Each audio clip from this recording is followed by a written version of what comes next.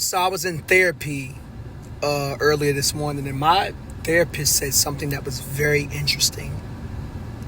He said, just because you are hungry or thirsty does not necessarily mean you should go for it. And here's what he means by that. And I thought this was a very interesting concept.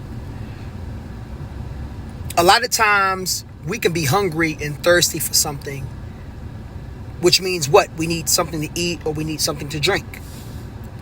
That does not necessarily mean that just because something is right in front of us, that is something that we should pursue, even if the opportunity presents itself. Let me give you a couple of examples. Now I'm in front of a GNC about to get some protein items and then make my way home. I see a plethora of restaurants in front of me. Taco Bell, Burger King. It's not too far from me. Dunkin' Donuts is right in front of me as well. I could easily get food or desserts from any of these places, right?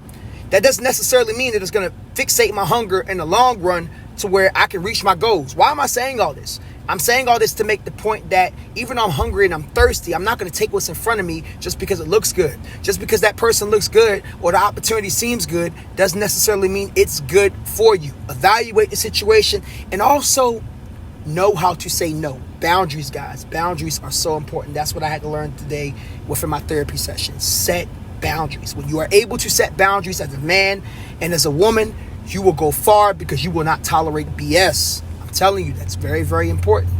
All right?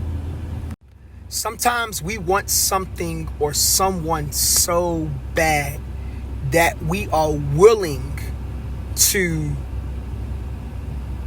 push our boundaries out the way for a moment of satisfaction or instant gratification. That will never do you any good, ladies and gentlemen.